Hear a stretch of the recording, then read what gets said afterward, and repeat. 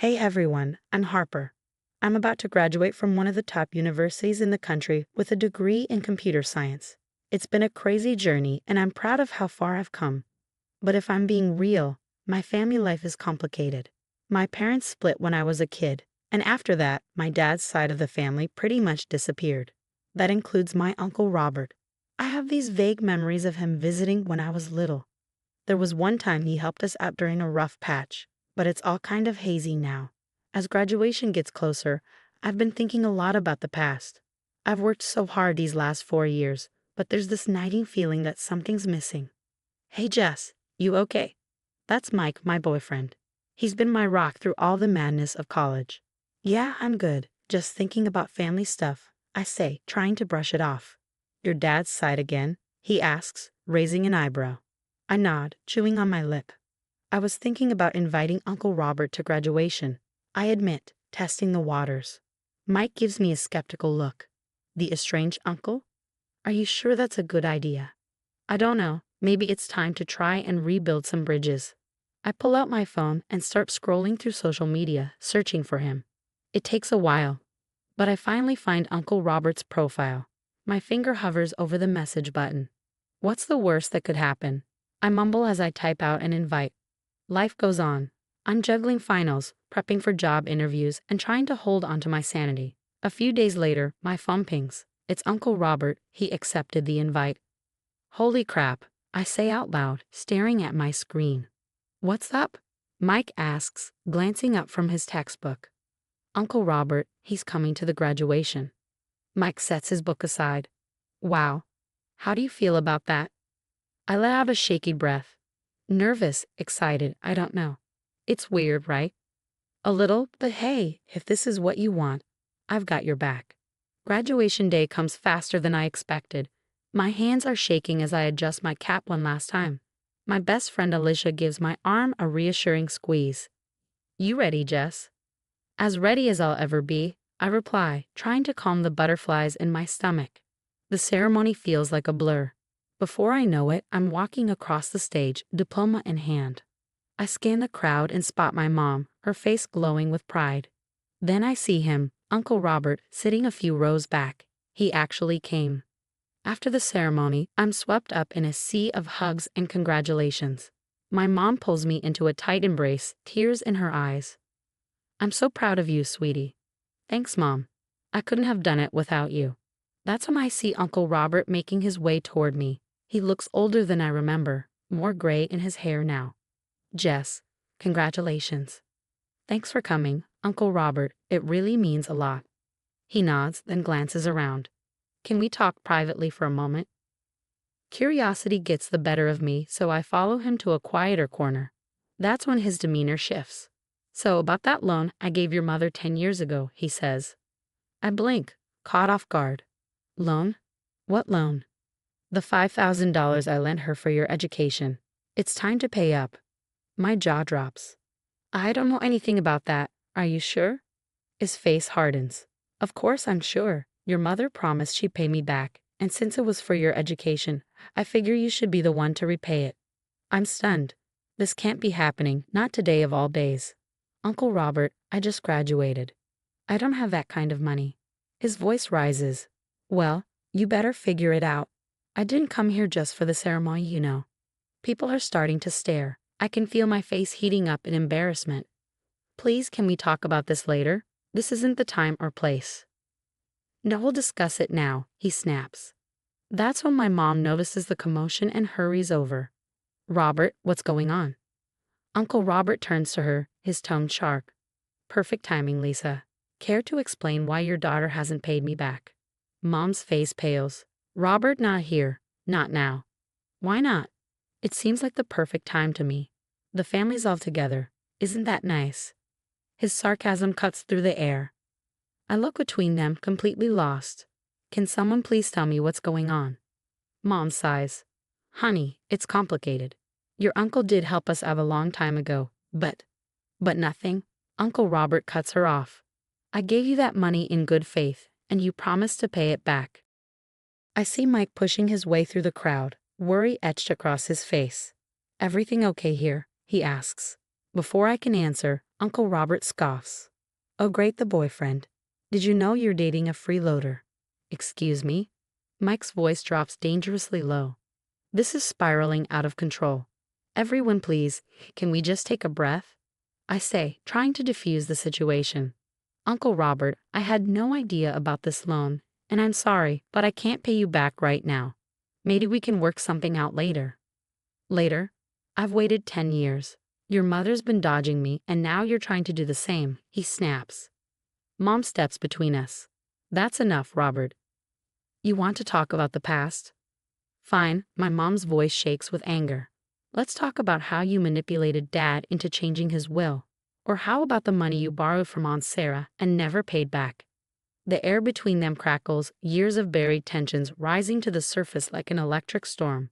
I'm caught in the middle of it all, watching helplessly as what should have been the happiest day of my life unravels into chaos.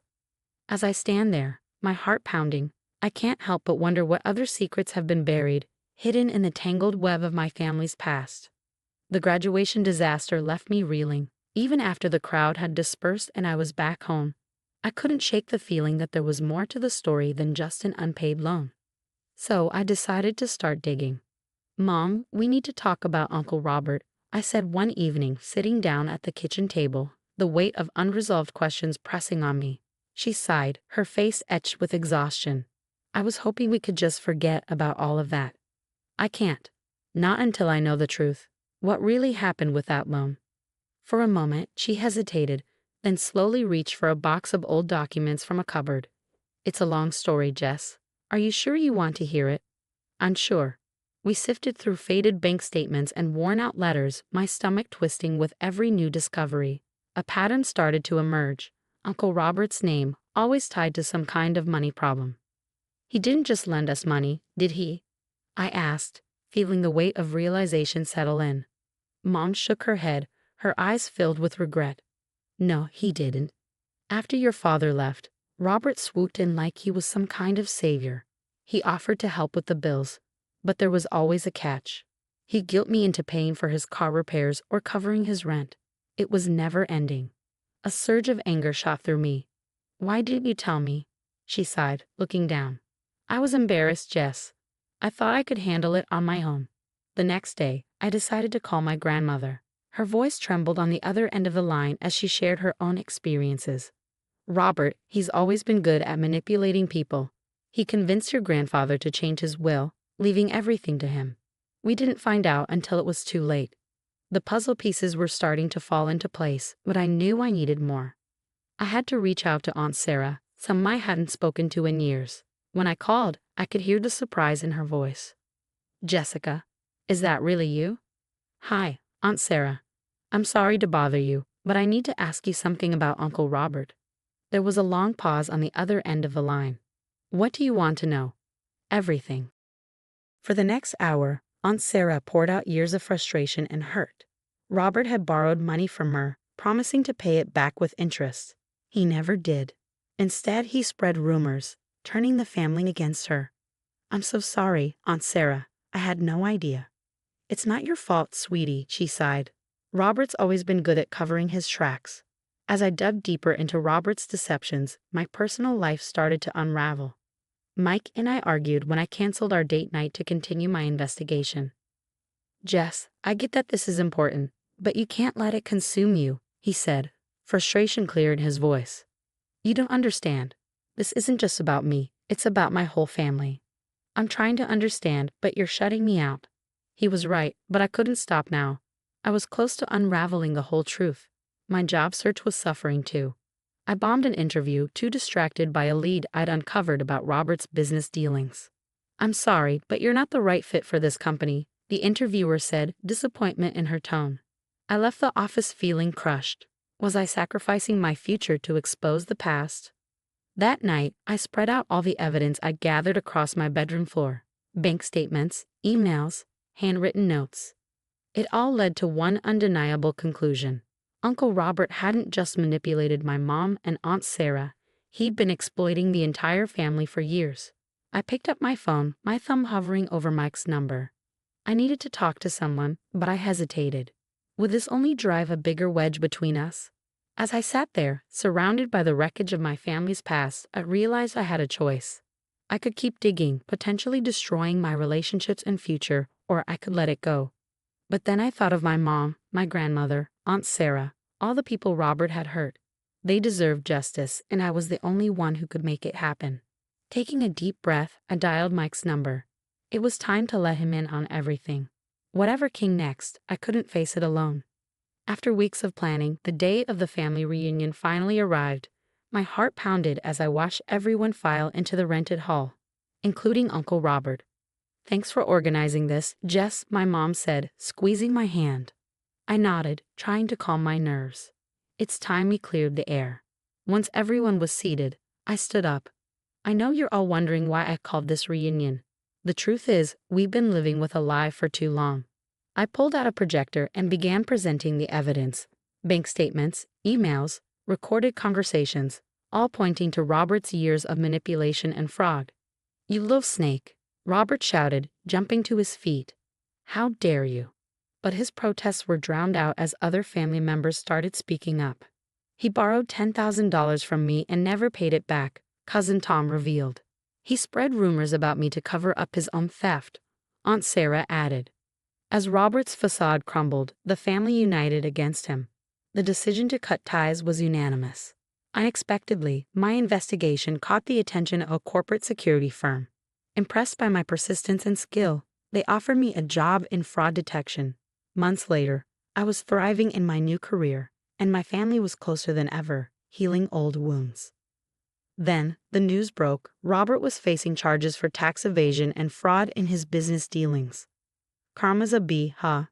Mike said, showing me the article. I smiled, feeling a weight lift off my shoulders.